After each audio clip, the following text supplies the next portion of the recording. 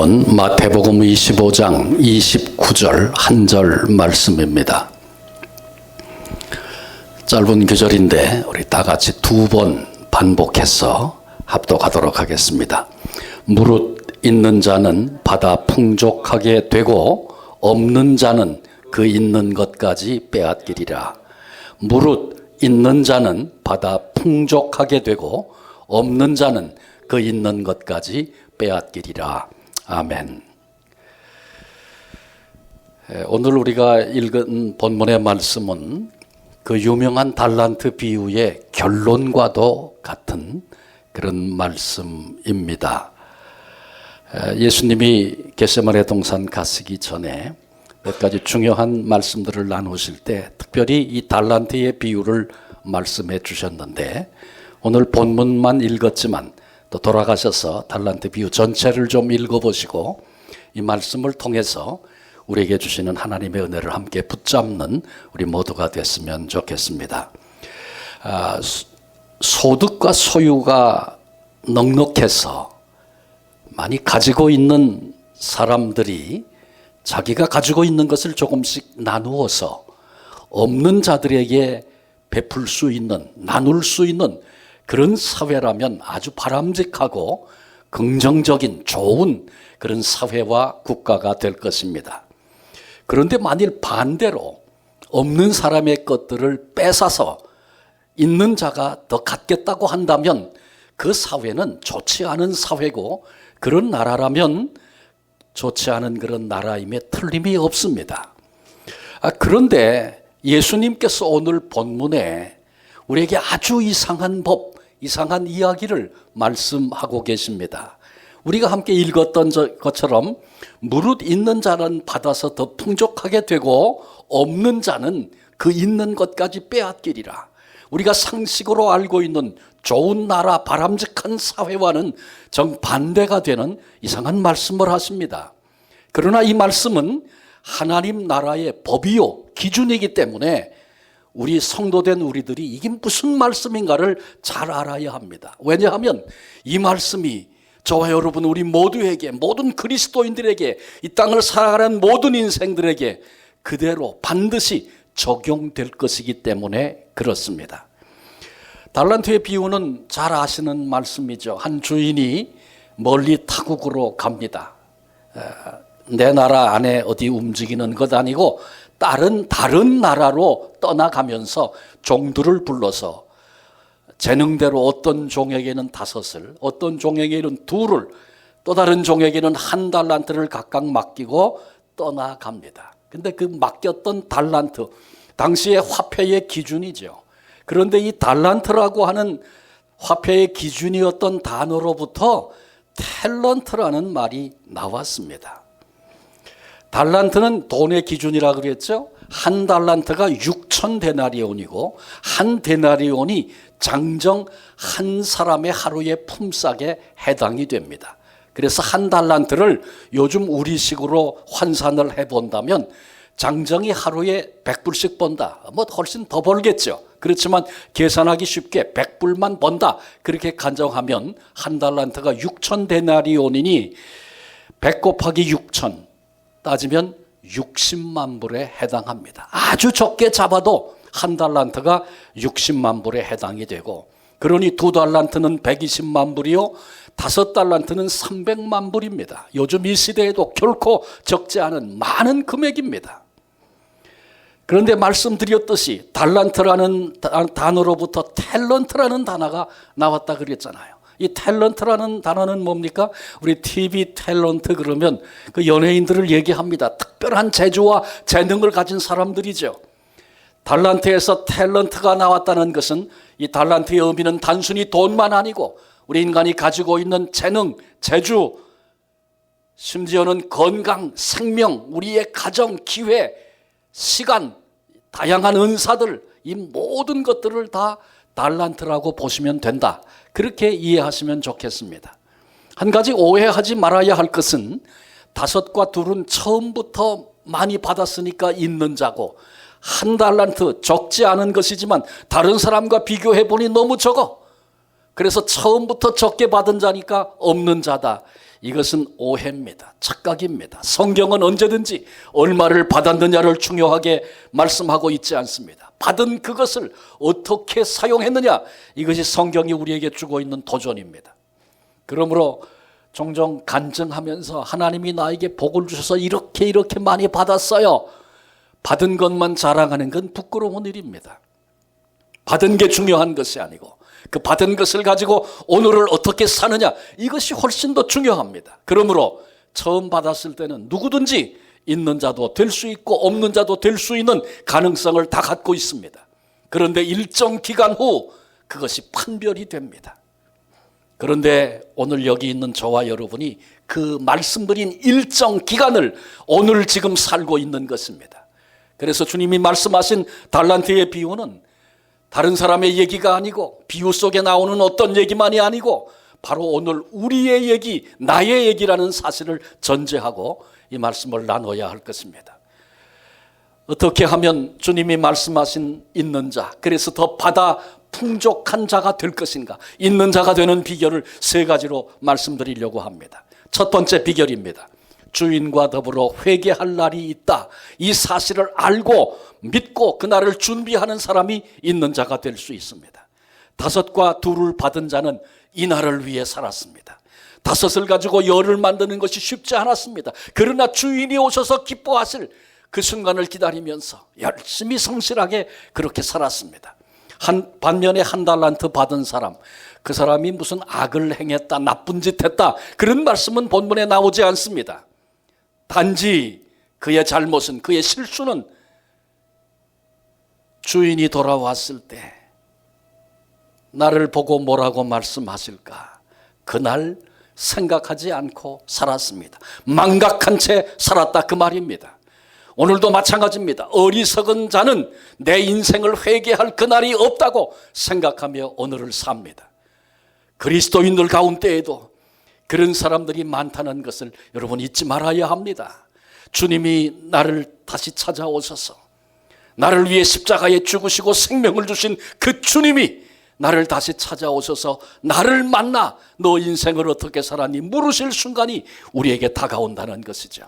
여러분, 이 말씀은 무슨 겁을 주기 위해, 위협하기 위해 드리는 말씀이 아닙니다. 오히려 반대로 그날이 기다려지고 그날을 기억하고 그날을 준비하며 살아가는 사람들에게는 그것이 진정한 삶의 원동력이 되고 그것이 오늘을 승리하는 승리의 비결이 되고 어렵고 힘들어도 인내하고 감당할 수 있는 능력이 되기 때문에 주님 앞에 내가 다시 선다, 내 주신 기회와 내 인생에 대하여 회개할 날이 내 앞에 있다, 이 감각을 놓치지 않고 오늘을 사는 자가 정령 있는 자가 되는 것입니다.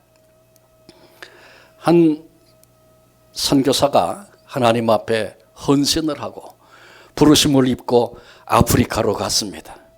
아프리카 열악한 환경 속에 있는 사람들을 사랑하며 복음을 전하며 많이 수고했습니다.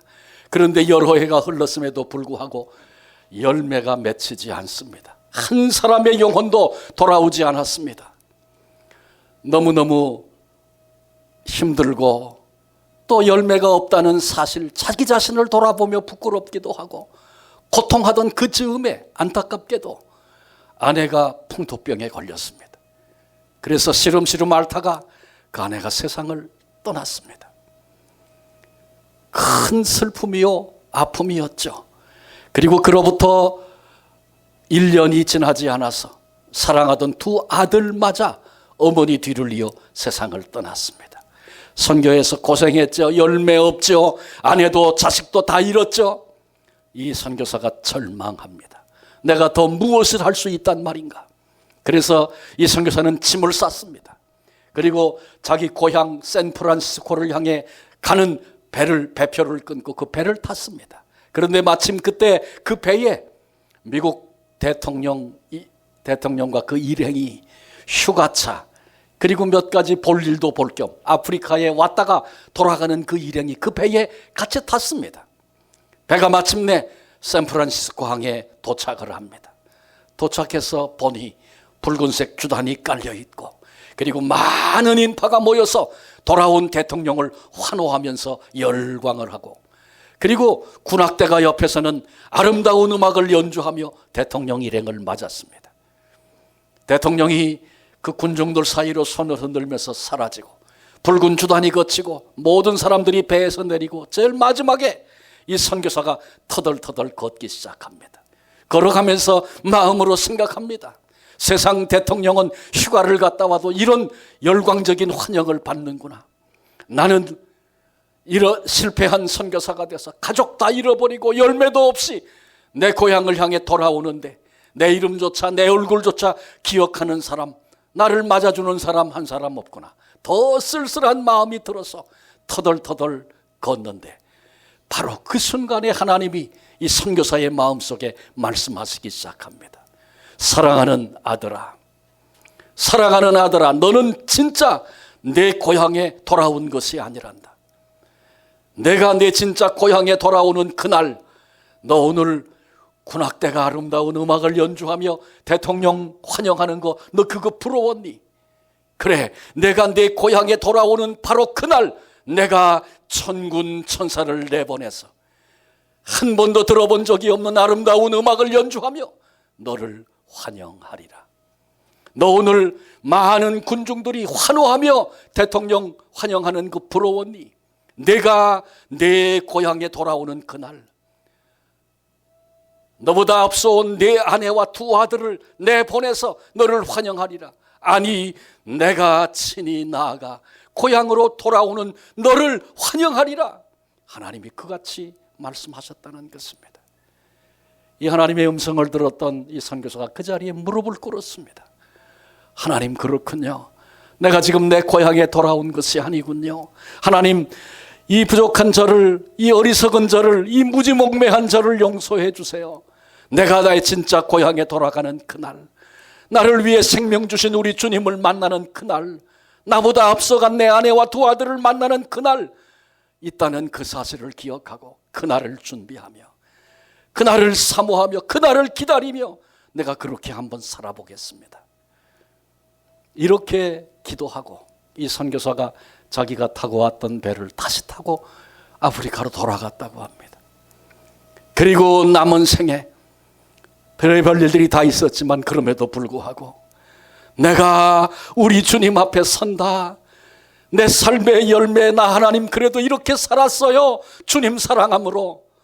그랬던 나의 모습을 주님 앞에 드러내고 회개할 그날이 있다는 것을 기억하며 그날을 준비하며 그렇게 살아가면서 생각도 못했던 아름답고 귀한 흔적들을 남기고 열매를 맺는 위대한 생애를 살았다는 그런 이야기를 들었습니다. 여러분, 그렇습니다. 오늘 우리의 삶에 아픔도 어려움도 위기도 있습니다. 고난의 바람이 풍랑이 쉼없이 붑니다.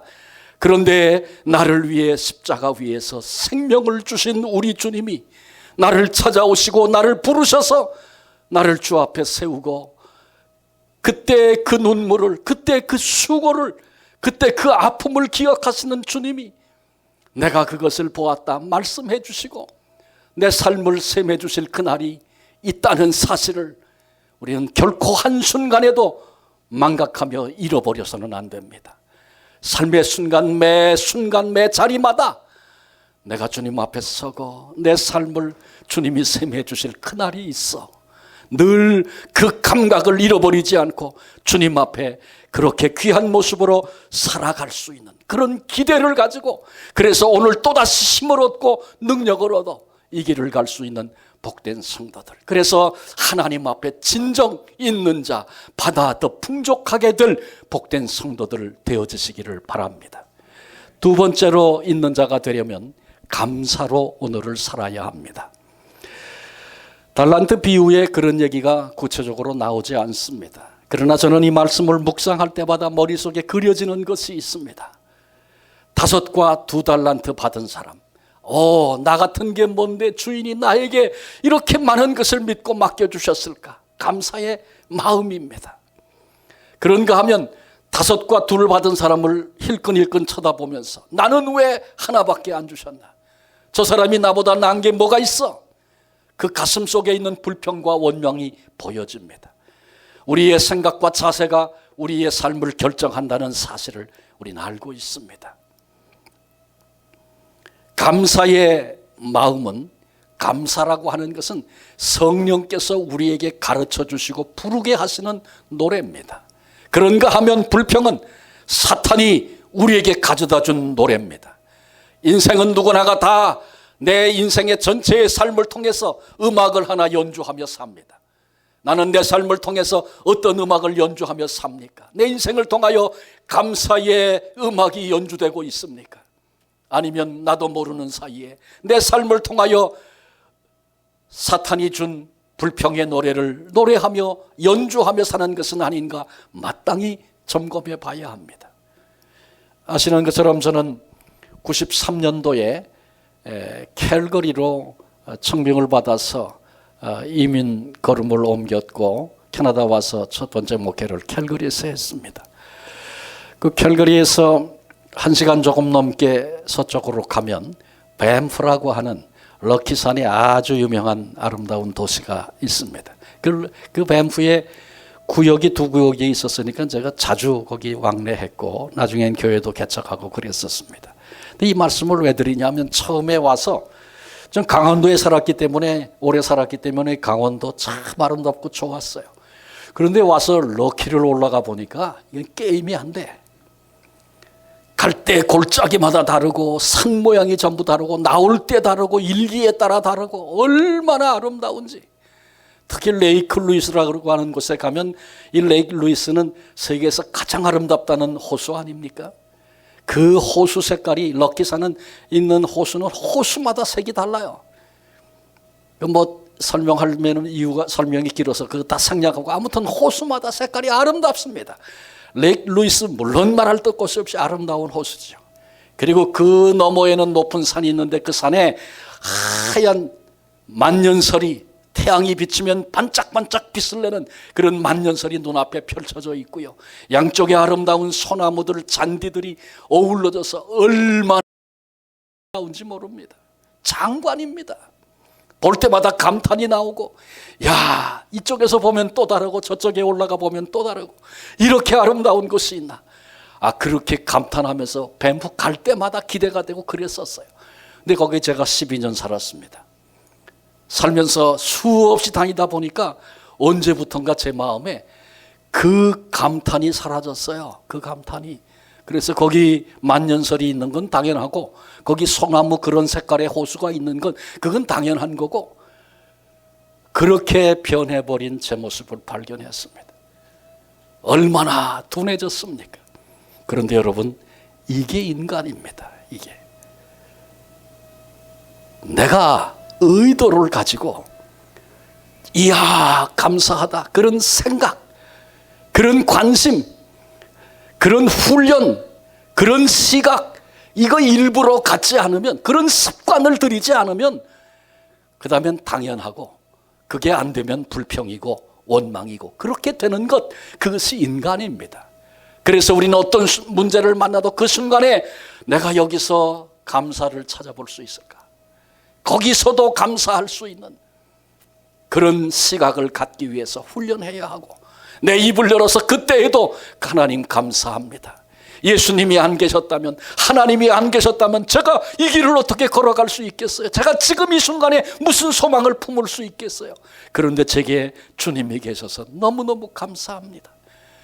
어떤 순간을 만나도 그런 시각 가질 수 있다면 우리는 복된 자들입니다.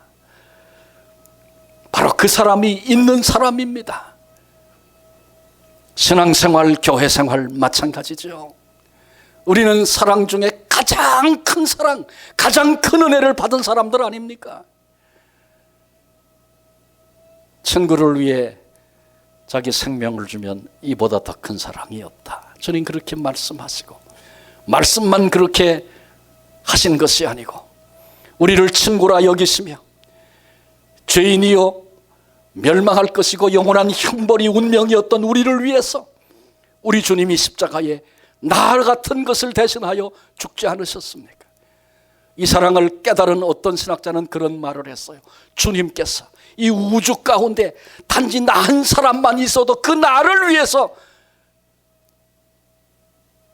나를 위해서 생명을 주신 것이 십자가의 사랑이다, 이렇게 말했어요. 나 한 사람만 있어도 나를 살리시겠다고 십자가에서 피 흘리신 우리 주님의 그 사랑을 기억하고 간직하고 오늘을 살 수 있다면, 여러분, 우리가 불평하고 원망할 이유가 어디 있습니까? 큰 감사 앞에 요 작은 거, 세시한 거, 그것 때문에 불평한다면 우리는 어리석은 사람 아니겠습니까? 아들이 서울대에 수석으로 합격을 했어요. 그런데 그날 나가다가 돈 100불을 잃어버렸네. 그런데 그날 하루 종일 펄펄 뛰면서 그 100불을 어떤 놈이 집어갔냐 그러고 산다면 그 부끄러운 인생 아닙니까? 그건 다 차치하고 괜찮아, 그게 무슨 문제야. 내 아들이 서울대 수석으로 합격했는데, 그리고 그날 기뻐하지 않겠습니까? 그런데 서울대에 합격한 것보다 훨씬 더 중요한가, 한 번 형벌에 빠지면 영원히 멸망할 그런 존재가 우리 인생인데, 우리 주님께서 십자가 위에서 나를 위하여 생명을 쏟아 부어주신 그 사랑, 그 은혜, 내가 받은 은혜 아닙니까? 내게 허락하신 놀라운 축복 아닙니까? 이 은혜와 축복을 받은 우리들이 작은 것, 시시한 것 때문에 오늘 얼굴을 인상을 쓰며 그렇게 살 수밖에 없다면 우리는 참 가치를 알지 못하는 부끄러운 자임에 틀림이 없습니다. 우리가 신앙생활하면서, 마이크가 지금 정상으로 아닌 것 같아요. 우리가 신앙생활하면서, 교회 생활하면서 우리 주님의 십자가의 그 사랑을 놓치지 않고 잃어버리지 않고 오늘 붙잡을 수 있다면, 이 은혜와 이 감격이 우리에게 있다면, 우리는 인자요 무한정 받을 가능성이 있는, 받아 풍족하게 될 주님이 말씀하신 바로 그 사람들이, 그 사람됨의 자리에 저와 여러분 우리가 서는 것입니다. 그런데 언제부턴가 십자가 사랑, 그건 당연한 것이고, 그래서 그 은혜에 대한 감사나 감격이 내게서 사라져버리고 오늘 작은 것 때문에 불평하고 원망하며 그렇게 인생을 산다면 우리는 있는 것마저 빼앗길 없는 자, 비극적인 존재 되고 말 것입니다. 최규인이라는 아이, 제가 강원도에서 목회할 때 만났던 아이입니다. 나면서부터 뇌성마비를 앓습니다. 그래서 온몸이 뒤틀리고 걸어가려면 넘어질 듯 그렇게 걷는 아이입니다. 보통 뇌성마비가 오면 그 뇌에 문제가 있는 거기 때문에 내가 얼마나 비극적인 존재로 이 땅을 사는가 그건 모릅니다. 그래서 그렇게 고민하지 않습니다. 그런데 가끔 뇌성마비 환자 가운데 아주 명석하고 뛰어난 머리를 가진 사람들이 있습니다. 가령 예를 들면 송명희 시인 같은 분이죠. 여러분 아마 다 들어보셨을 거예요. 저는 한국에서 그분 초청해서 간증을 하는데 휠체어를 타고 고개가 쓰러져 있고 말을 한마디 하려면은 온몸을 흔들면서 그래서 이렇게 말하는 그런 자매입니다. 그런데 이 자매가 몇 번을 죽으려고 했는데 주님을 만나고 나서 얼마나 영감 있는 깊은 시를 짓고 노래하는지 몰라요. 건강한 사람도 부끄럽고, 저도 그의 그 간증과 고백을 들으면서 야, 나는 하나님 앞에 어떻게 살았나 너무너무 부끄럽고 그랬던 순간이 기억이 납니다. 그런 사람들이 있어요. 그런데 이 최규인이라는 아이도 바로 그런 아이였습니다. 명석한 머리가 있고 분별력이 있습니다. 그러니 어려서부터 고민이 많았어요. 친구 좀 사귀겠다고 이러고 가면 다 도망가고 심지어 돌을 던지기도 하고 버스를 타려고 손을 들고 서도 서는 차가 없고, 그래서 어린 나이에 고민을 많이 하다가 나 같은 거 살아서 뭐하나, 그래서 자살을 몇 번씩 시도했던 그런 불행한 아이입니다. 집은 가난해서 종이 하나 살 돈이 없는 그런 집이에요.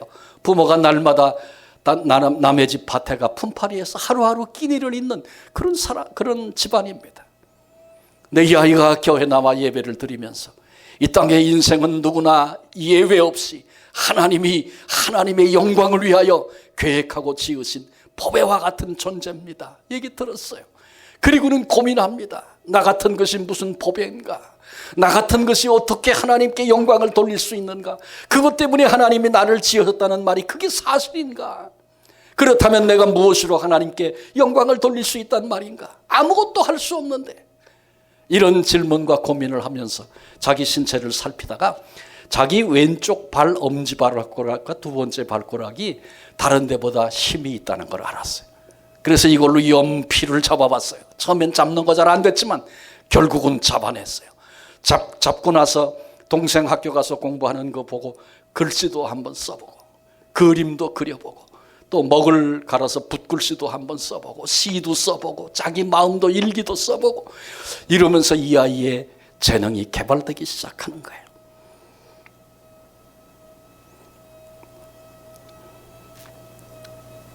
이 아이가 붓글씨를 쓰는데 제가 한번 봤어요. 먹을 가는데 우린 뭐 갈다가 이렇게 놓고 쓰면 되는데 이 아이는 어떻게 갈아요? 발가락에 끼고 가는 거예요. 그러니 이게 잘 되겠어요. 띠뚱띠뚱 하다가 잘못 건드리면 타수하지만 다시 갈아야 되고 30분 40분 땀을 뻘뻘 흘리면서 먹을 갈고 그거 갈아내면 그 다음에 붓을 잡고 글씨를 써보는 거예요. 하도 이 아이가 열심히 노력하고 그런 마음이 너무 귀해서 제가 그 당시에 여성중앙 그게 84년도입니다. 84년 7월 온 것 같아요. 여성중앙에 연락을 했어요. 우리 교회에 이런 아이가 있는데 와서 이 아이 생애를 좀 취재하고 격려해주고 좀 그렇게 할 수 있겠나. 그랬더니 갈 수 있다. 그래서 소설가인 기자 한 사람하고 그 다음에 사진을 찍는 사진 작가하고 둘이 내려왔어요. 그래서 이 아이가 교회를 향해 걸어가는 모습 찍고 글씨 쓰는 모습 발가락으로 글씨 쓰는 모습 찍고 또 기도하는 모습도 찍고 너 언제부터 그렇게 많은 고민이 생겼니? 언제부터 네 인생에 기쁨이 생겼니? 신앙생활은 어떻게 했어? 이러고 다 하나하나 묻고 교인이의 생애를 다 취재해가지고 글을 다 썼어요. 그 작가가 얘기합니다. 교인아, 네 인생에 대한 스토리 이야기 다 썼다. 사진도 찍었어. 이제 네 인생에 대해서 다 정리했는데 제목은 네가 붙이면 좋겠다. 네 인생의 제목 뭐라고 붙일래? 그렇게 물어보니까 교인이가 뭐 망설이지 않고 하나님이 나에게 튼튼한 발을 하나 주셨어요. 자기 인생의 제목을 그걸 써달라는 거예요. 작가가 깜짝 놀랐어요. 망설이지 않고 바로 그 말이 나오니까. 그래서 그런 타이틀로 하나님이 나에게 튼튼한 발을 하나 주셨어요. 그런 타이틀로 그 아이의 이야기가 여성중앙 오래전에 실렸습니다. 교인이는 하나님이 나에게 튼튼한 발을 하나 주셨다고 자기 인생 전체를 돌아보며 감사하고 있는 겁니다. 튼튼하긴 뭐가 튼튼해요. 잘 걷지도 못하고 연필 하나 겨우 잡을 수 있는 발가락의 힘 그거밖에 없는데 제가 그 아이 집에 가서 물었던 적이 있어요. 교인아 너 소원 있니? 목사님 소원 없는 사람이 어디 있어요? 너 소원이 뭔데? 예, 제 소원은요 손으로 밥을 한번 먹어보는 거예요. 제가 깜짝 놀라서 그럼 밥을 어떻게 먹는데 손은 다 뒤틀려 있으니까 처음엔 어머니가 먹여주셨는데 제가 연습하고 노력해서 이제는 발로 먹어요. 그래? 제가 밥이랑 숟가락 갖다 줬어요. 먹어봐라. 그랬더니 이 발로 발가락으로 숟가락을 잡는 거예요. 그리고 이 발이 가서 발로 밥을 푸는 거예요.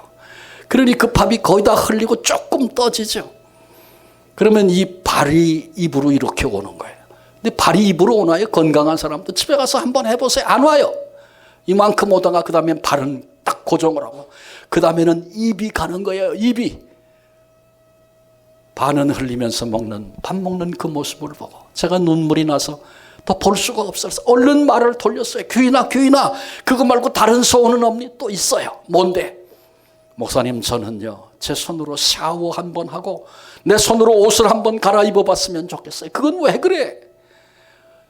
어려서는 어머니가 씻겨주시고 괜찮았는데 나이 들면서 생각해 보니 어머니 하루 종일 밭에 가 일하시고 피곤한 몸으로 또 들어와서 저를 씻겨야 주시고 옷을 갈아입히시는데 죄송하기도 하고 나이가 드니 부끄럽기도 하고 목사님, 저는요 제 손으로 한번 샤워하고 목욕을 한번 해봤으면 좋겠어요. 옷을 한번 갈아입어 봤으면 좋겠어요.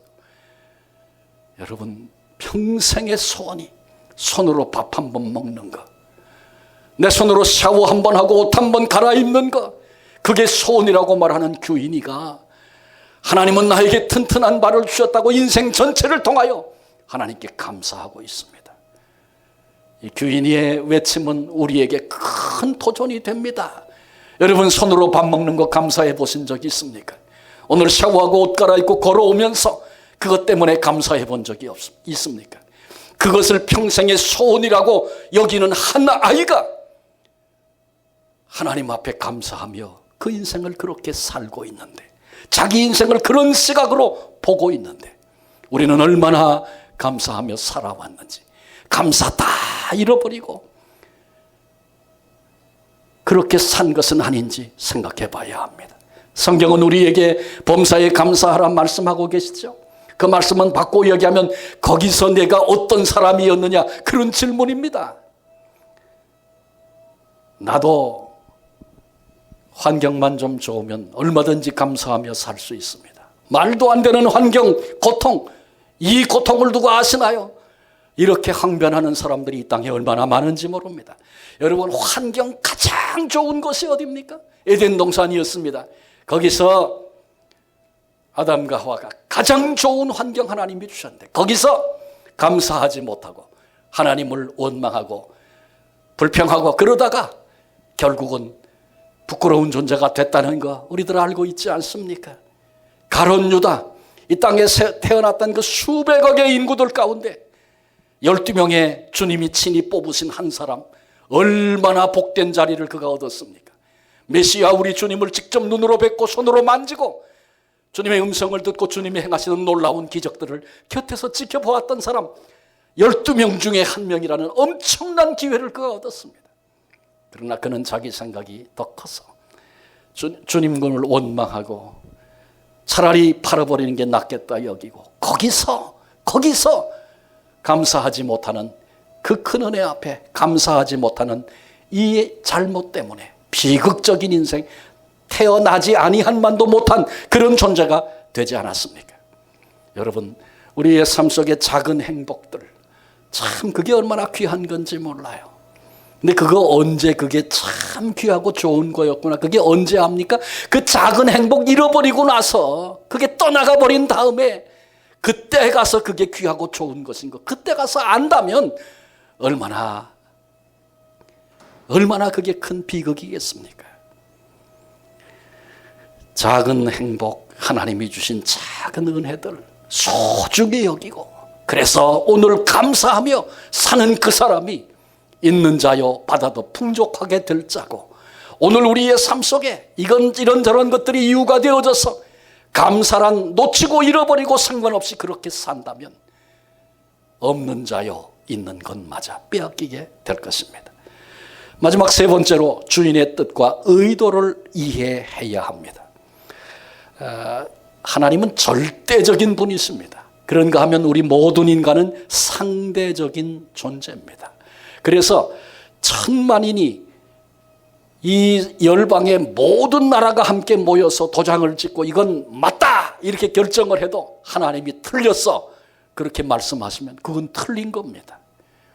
모두가 다 틀렸다고 도장을 찍고 결정을 하고 사인을 했어도 하나님이 맞아 그러시면 그게 맞는 겁니다. 그렇기 때문에 우리가 하나님의 뜻을 올바로 이해하는 건 굉장히 중요합니다. 그게 축복의 비결이 됩니다. 여러분, 우리 생각보다 하나님의 생각이 중요하고 결정적이라는 것 알아야 합니다. 절대적인 것이 하나님의 생각입니다. 달란트의 비유에 보면 말이죠, 한 달란트 받은 자, 그를 향해서 주인이 돌아와서 책망하실 때 이 악하고 게으른 종아, 그렇게 말씀하시는 이야기가 나와요. 악하고 게으른 종아, 그게 주인의 책망이었어요. 저는 이 달란트 비유를 이렇게 묵상해 나가다가 여기서 걸렸어요. 하나는 동의가 되는데 하나는 동의가 안 됐기 때문이에요. 뭐냐 하면 게으른 종, 그건 동의가 됐어요. 왜? 가서 일어나고 땅에 묻어두었다가 갖고 왔거든요. 그러니까 게으른 종 맞죠. 근데 뭐가 걸렸냐면 악한 종.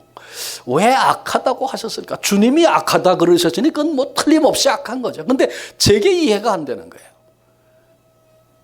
왜 그게 이해가 안 되니? 그렇게 말씀하실 수도 있을 거예요. 그러나 이렇게 한번 생각해 보실까요? 요즘 말로 해서 어떤 사람이 혹은 친구가 나한테 60만 불을 맡겼어요. 그리고 어디 갔다고요? 타국으로 다른 나라로 갔어요. 전화도 없을 때예요. 그런데 연락도 없어. 그리고 뭐 3년 5년 만에 온 게 아니고 여러 해가 오랜 세월이 흘렀는데 소식도 없어. 죽었는지 살았는지도 몰라. 자, 그쯤 되면 우리 어떻게 될까요? 내가 물질적으로 어려움이 하나도 없고 넉넉하면 뭐 그런 요구 안 받을 수도 있겠지. 근데 경제적으로 어려운 문제가 생기고 총각을 다투는 문제가 생겼어. 그러면 어떻게 돼요? 일단 이거 쓰고 그 다음에 메꿔 놓으면 되지. 이게 몇 번 지나다 보면 그 다음엔 이게 누구 건지 내 건지 누구 건지 구분이 안 돼서 그렇게 살지 않겠습니까? 그게 인간 아니겠습니까? 그런데 이 종은요, 그 오랜 후에 주인이 돌아왔는데 보소서 주인의 것입니다. 그대로 손끝 하나 안 되고 적어도 이게 내 건지 주인의 것인지를 정확하게 구분하고 살던 사람 아닙니까? 그런데 그 사람을 악하다고 말할 수 있나요? 여러분은 그게 동의가 되십니까? 전 그 동의가 안 됐어요. 이 정도면 괜찮은 사람 아닌가 그래도. 이 시대를 보면 분명한데 근데 어느 날 주께서 깨닫게 하셨어요. 그건 뭐냐 하면 주인이 맡긴 뜻이 있어요. 주인의 뜻이 있어요. 근데 주인의 뜻과 상관없이 내 뜻대로 사는 거예요. 내 뜻대로. 그러니까 주인의 뜻과 상관없이 내 뜻대로 살면 어떤 형태의 삶을 살았던 그는 악한 자일 수밖에 없는 거예요. 주인의 뜻을 한다는 게 얼마나 중요합니까? 오늘 우리 똑같아요. 하나님의 뜻은 망각하고 외면한 채 내 생각 가지고 산다면 누구든지 그날 주님 앞에 악한 자라는 책망을 듣게 될 것입니다. 그런데 이 달란트 비유 가서 읽어보시라 그랬어요. 주인에게 와서 말을 제일 많이 한 종이 있어요. 그게 누군지 혹시 아십니까? 1달란트 받은 종이에요. 5은 받은 사람은 주인이 5 줬는데 내가 또 다른 5을 남겼나이다. 10개를 갖고 와서 보소서 주인의 것입니다. 주인이 기뻐하고 칭찬해 주셨어요. 2달란트 똑같이 그런데 4개 가지고 왔나이다. 요 얘기만 했어요. 그런데 이 달란트의 비유에서 말을 제일 많이 한 사람이 제가 읽어볼게요. 1달란트 받았던 자는 와서 이르되 주인이여 당신은 굳은 사람이라 심지 않은 데서 거두고 해치지 않은 데서 모으는 줄을 내가 알았으므로 두려워하여 나가서 당신의 달란트를 땅에 감추어 두었었나이다. 보소서 당신의 것을 가지셨나이다. 자기가 땅에 묻어두고 산 거는 분명한 자기 생각이 있다는 거예요. 나는 이런 생각, 이런 철학, 이런 원리 때문에 나는 이렇게 살았습니다. 자기의 삶을 자신 있게 주인에게 말하고 있는 이 종의 많은 긴 얘기를 본문이 얘기하고 있어요. 그 뜻을 뭐 굳이 설명하려고 하지 않아요. 자기 논리를 가지고 살았다는 거예요. 여러분, 그런데 기억하십시오. 자기 말이나 자기 논리가 통하지 않는 순간이 반드시 우리 앞에 온다는 사실을 잊지 말아야 합니다. 나는 그래서 그랬다는 거예요. 주인의 뜻과는 아무 상관없이. 그런데 5 받은 사람, 2 받은 사람은 즉시 가서 장사하여 이익을 남긴다. 왜? 주인이 왜 이걸 맡겼는지 알았다는 거예요. 주인의 뜻을 알았기 때문에 그 뜻 앞에 그 뜻을 이해하고 순종했던 그들의 삶이 칭찬을 받습니다. 제가 신학교 다닐 때 그때는 다 미첼, 여자 선교사인데 미첼이라고 불렀어요. 미셸이죠. 근데 미첼 그래서 다 우리는 미첼 선생님 그렇게 불렀는데 그분도 그냥 다 알지만 그냥 내비두더라고요. 그 바꾸기가 쉽지 않은 일이니까. 근데 이 선교사님이 찬송가학을 가르치는 분이신데 한국말 잘하고 또 유머도 있고 농담도 이해하고 참 그 찬양을 통해서 영광도 돌리고 또 좋은 인격적인 영향도 끼쳤던 그런 분인데, 제가 하루는 그분하고 개인적으로 얘기할 수 있는 기회가 있었어요.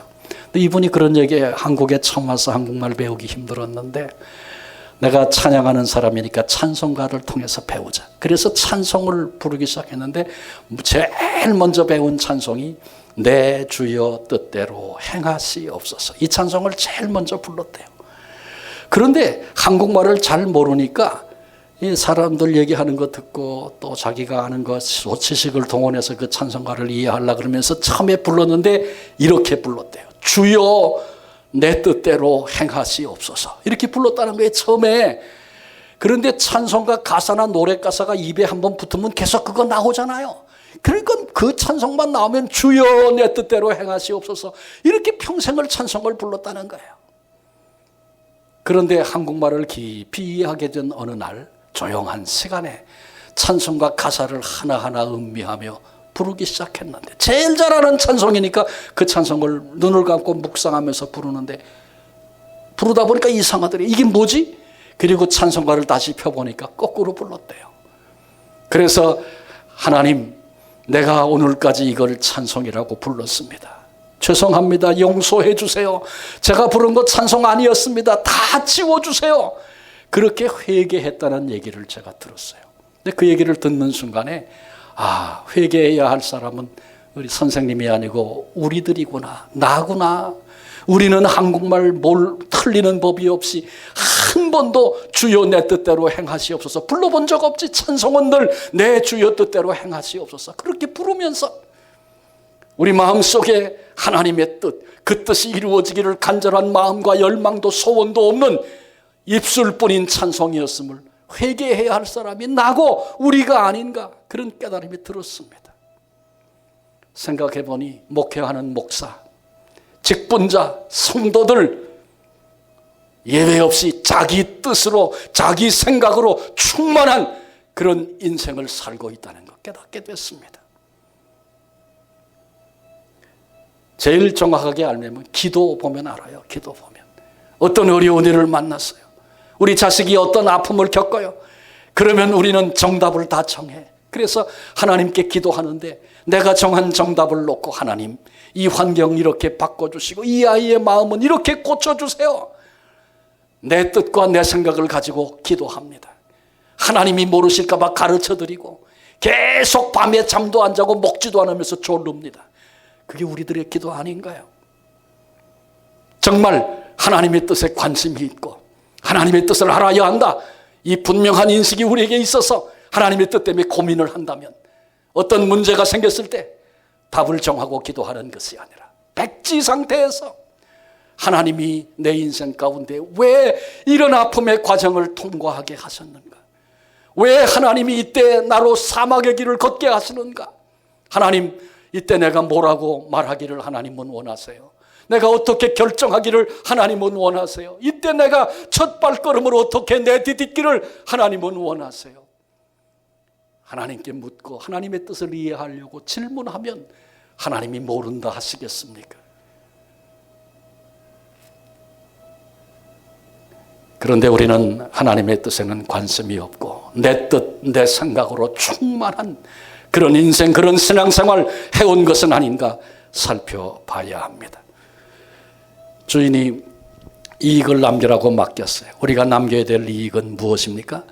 영혼 구원, 전도, 선교, 그것이 우리가 남겨야 할, 우리에게 달란트를 주신 이유입니다. 달란트 은사라 그랬죠. 노래 잘하는 거 은사입니다. 노래 잘하는 사람이 이익을 남기려면 어떻게 돼요? 적어도 생애 속에 독창회는 5번 이상은 하고 와라, 그 말씀인가요? 아닙니다. 노래 잘하는 분이 아직 이거는 예를 든다면 병원이나 양로원을 방문해서 찬양을 부릅니다. 마음에 기도합니다. 하나님 내게 노래하는 은사 주셔서 이번에 병원을, 이번에 양로원을 방문하려고 하는데 내가 찬양을 부를 때 성령님 역사해 주시고, 아파서 신음하고 있는, 나이 많아 허덕이고 있는 노인들에게 성령님이 찾아오셔서 그 마음을 만져주시고 그 영혼을 불러주시는 그 음성을 듣게 해주세요. 여러분 이렇게 기도하며 자기 은사를 하나님께 드리고 사용해 보십시오. 그것 가지고 교수가 되고 그것 가지고 돈 많이 벌고 인기 얻는 거, 그것도 좋은 일일 수 있어요. 그건 다 버려라 그 얘기 아니에요. 그런데 그 은사를 주신 이유가 하나님의 뜻이 영혼 구원하고 살리는 것이라는 거예요. 그 사실을 알면 그 은사가 하나님 앞에 정말 귀하게 사용되는 거 아니겠습니까? 돈 버는 것도 은사라고 성경에 나와요. 돈 버는 은사 가진 사람은 이익을 남겨라. 무슨 말이에요? 저금 통장 적어도 10개는 만들어 가져와라. 그 말씀입니까? 그럴 리가 없지요. 그 재물을 가지고 영혼을 살리는 일에 어떻게 사용할 수 있겠는가? 내게 주신 재물, 그거 가져갈 수 있는 사람 누가 있습니까? 그것 때문에 남겨놨다가 자식이 싸우고 분쟁 생기고 비극적인 일도 얼마든지 많이 벌어지지요. 나는 평생 안 쓰고 아꼈는데 그게 그런 열매가 된다면 얼마나 불행한 일입니까? 보다 더 적극적으로 이것을 주신 이유가 뭘까? 하나님의 뜻이 뭘까? 열매 맺어라, 이익을 남겨라, 영혼을 구원하고 살려라 해야 할 일이 있는 것이죠. 시간이 다 벌써 지났기 때문에 더 긴 말씀 못 드립니다. 어떤 은사가 내게 있든지 하나님을 영화롭게 해드리고 영혼을 살려 하나님의 기쁨이 되는 영적 이익을 남기는 그런 성도가 돼야 되고, 우리 교회도 마찬가지입니다. 마찬가지입니다. 우리 교회가 이제 다음 주면 11주년이 됩니다. 외형적으로 보면 별 볼 일 없는 교회다 그렇게 말할 수도 있어요. 근데 그건 여러분 사람 기준입니다.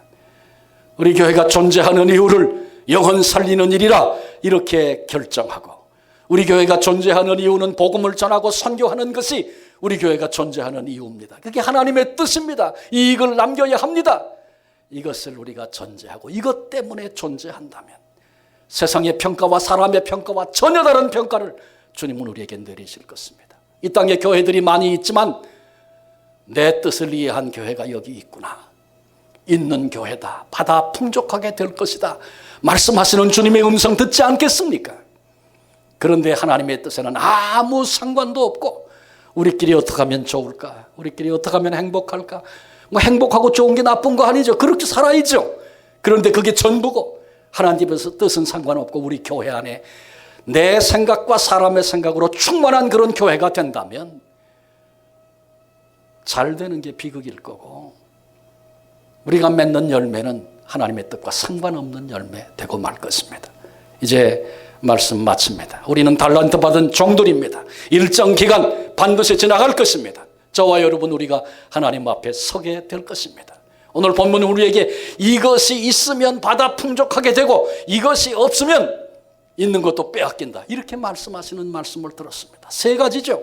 주인과 더불어 주인님 앞에 내가 서서 회개할 그날이 있다. 이 감각이 있으면 더 받아 풍족하게 됩니다. 오늘 나의 삶 속에 십자가 놓치지 않아 늘 감사하는 그 마음이, 그런 시각이 내게 있으면 더 받아 풍족하게 될 것입니다. 주인의 뜻이 무엇인가 이해하기 원해서 관심을 갖고, 그래서 말씀하신 그 이익을 남기려고 오늘 존재하면, 그러면 우리는 있는 자로서 더 받아 풍족하게 될 것입니다. 반대로 이게 없으면 주인과 더불어 회개할 날 없다. 그거 있다는 건 말로 지식적으로는 알지만 나와 상관없다. 그렇게 여기고, 감사는 무슨 감사야. 나도 좋으면 감사할 수 있어. 그래서 불평과 원망이 더 크게 나를 통해 나오고, 주님의 뜻 이해도 관심도 필요 없고, 주님이 말씀하신 이익을 남겨라. 착각하고 돈 버는 일에, 혹은 착각하고 다른 일에, 세상에 뭘 쌓는 것에 우리가 관심을 기울이고 남은 인생을 산다면 우리는 없는 자요, 있는 것까지 빼앗기는 비극의 주인공이 될 것입니다. 주님이 십자가를 향해 나가는 이 절기에 다시 우리의 존재됨의 모습을 되새겨보고, 우리 앞에, 우리 안에 남은 생애에 이런 것들이 있어 우리 주님이 보시고, 여기 있는 자가, 여기 있는 교회가 있다. 더 받아 풍족하게 되리라 말씀하시는 그 음성 들을 수 있는 저와 여러분 우리 모두가 되시기를 주님의 이름으로 축원합니다. 기도하시겠습니다. 주님 감사합니다. 주 앞에 나와 비록 소수이지만 기쁨으로 예배하게 하시고, 있는 자가 되는 비결, 십자가의 길을 걸어가시는 그 중요한 순간에 말씀하신 달란트 비유의 의미들을 함께 나눴습니다. 종은 둔한 입술로 전해 싸우나 성령께서 들을 귀를 주시고 심령에 도전하시는 주님의 음성 듣게 하시고, 그리고 이 말씀을 붙잡고 분연히 일어서서 주님 앞에 서서 내 인생 회개할 그날 있어 선한 삶의 존재의 이유와 동기, 그리고 그 능력을 가슴으로 품고 오늘을 살게 하시고, 십자가로 인하여 어떤 상황 거기서도 감사할 수 있는, 그리고 우리를 향하신 하나님의 뜻을 이해하고 분별하고 언제든지 거기서 하나님의 뜻을 붙잡고 나아가 말씀하신 열매 맺는 이익을 남기는 그런 삶을 살아가는 성도와 교회 되도록 우리 모두를 축복해 주옵소서. 우리의 소망 되신 예수님의 이름으로 기도합니다. 아멘.